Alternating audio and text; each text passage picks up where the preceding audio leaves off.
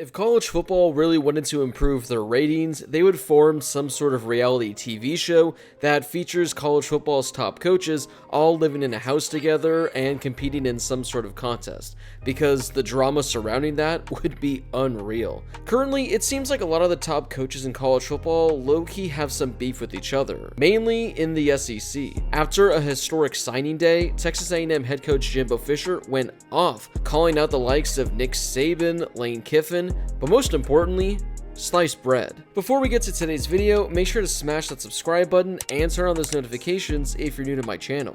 If you're watching this video, odds are you're a college football fan, and odds are you aren't subscribed. So make sure to join the best college football community here on YouTube.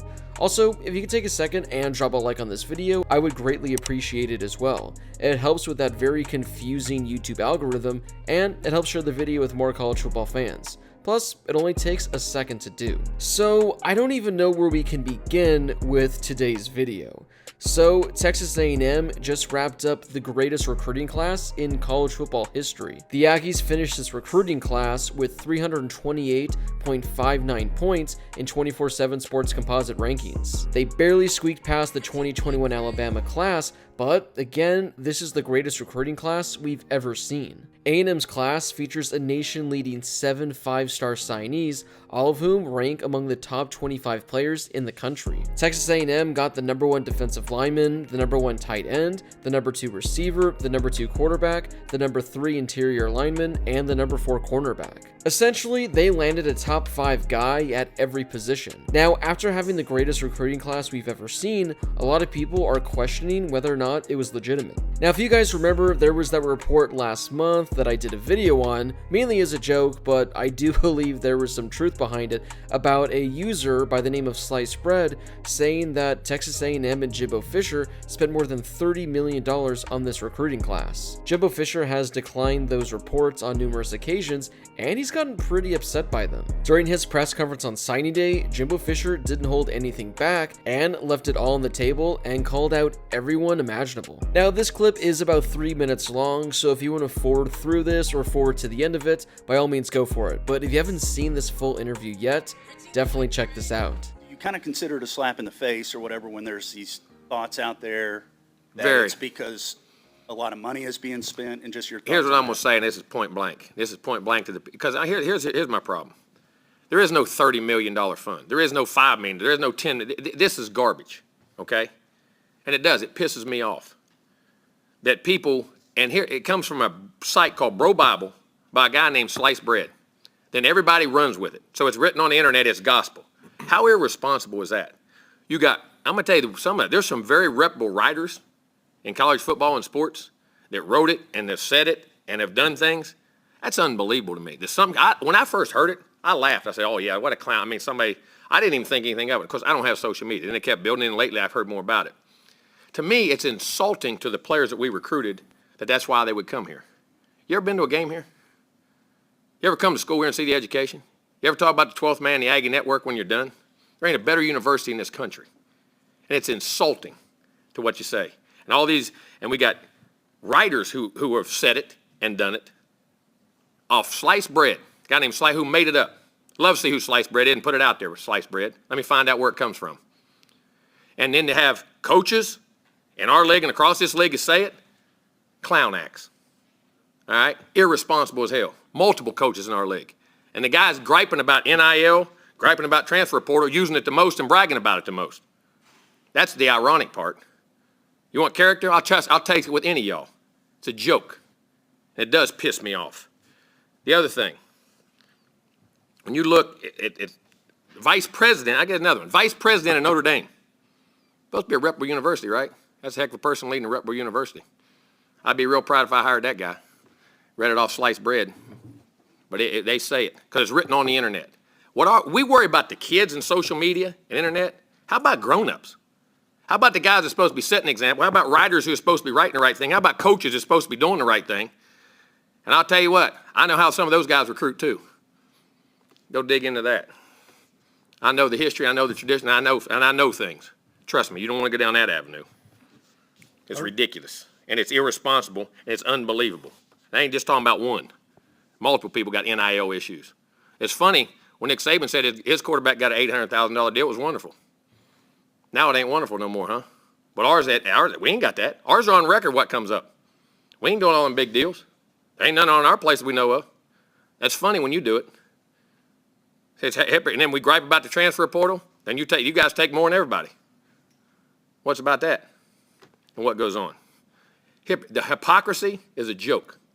It's an absolute joke, and it's insulting to our staff, how hard we work, to how we do things, and it's insulting to Texas A&M because there ain't a better place to go to school and play ball. If you don't like it, we're coming on. Get used to it. All right? We ain't going nowhere. It's an absolute joke that people put the hard work in and do it.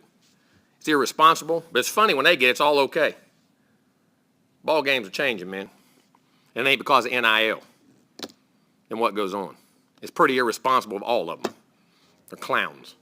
So yeah, I don't even really know where we can begin, but again, let's talk about the fact that he's this upset over a report from Sliced Bread on Bro Bible talking about how Texas A&M spent $30 million on this recruiting class. Now, I don't know, it definitely seems kind of interesting that Jimbo Fisher has taken such offense to this. Again, I don't think anyone out there was truly believing it. Sure, like I said, there might have been some truth to it, but the fact that a lot of people were taking the side of Sliced Bread and Jimbo Fisher got this pissed off, there's definitely more than meets the eye with this one. Now, I'm not saying that the Sliced Bread report was true and that they spent $30 million on recruiting, but come on, it's safe to say that Texas A&M likely spent more money than any other program did on their recruiting class. Now, going back to his Florida State days, Jimbo Fisher has always been among the top in regards to recruiting, but he's never been number one.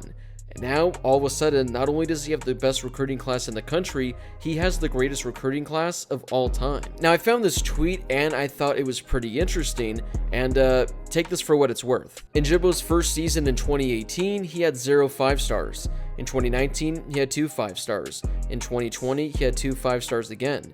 In 2021, he had only 1 5-star. Fast forward a couple months and NIL is introduced, and in 2022, the Texas A&M Aggies have 7 5-star recruits and the highest class of all time. Not to mention, the number 1 player in the 2023 class just left College Station and reclassified into the 2022 class. Now, like I said, this isn't like Jimbo Fisher never had a top 10 recruiting class, which then this would make this a little more suspicious. He's always killed it in the recruiting game. But all of a sudden, after a few years of not doing a whole lot of damage at Texas A&M and coming off a pretty disappointing season, the Aggies all of a sudden have the greatest recruiting class we've ever seen. In that report, he called out a couple coaches, most notably Lane Kiffin and Nick Saban. I'll show you what Lane Kiffin had to say the other day. Now, he wasn't really calling out Texas A&M, it was just a typical Lane Kiffin joke that was actually pretty funny, but clearly Jimbo Fisher took offense to this. You know, just trying to do it better than anybody else does it. So, you know, and so I'm proud of that. You know, we don't have the same, you know, funding resources as some of these schools do, you know, for these NIL deals, and so it's basically like dealing with different salary caps. We now have a sport that has completely different salary caps, and some of these schools are, you know, whatever, 5-10 times more than everybody else of what they can pay the players. So I know nobody uses those phrases, but that is what it is. So I joked the other day, I didn't know if Texas A&M was going to incur a luxury tax, you know, and how much they paid for their signing class. Like seriously, that's classic Lane Kiffin, and I don't think Jimbo Fisher should really be offended by what he said. Also, here's what Nick Saban had to add during his signing day press conference. Players have always been able to work. I think it's a good thing that players now have an opportunity to work and make money through name, image, and likeness.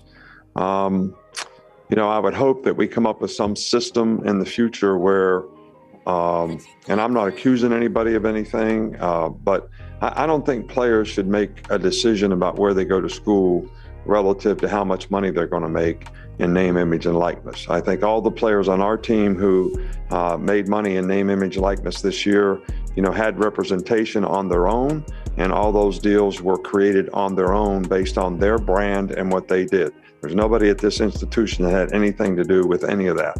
You know, somebody should pick a school because of the institution, the relationships that they have, how they can develop personally, academically, and athletically, and the kind of program that they have and the kind of institution that they want to go to. So I just hope that it doesn't get to where name, image, and likeness deals are created, for high school players to get them to go to a particular institution. And I'm not accusing anybody of that. I'm not saying anybody did that. That's not why I'm saying this. I'm just saying philosophically, I think it's great that players can earn the right to make money through name, image, and likeness when they're on a college team.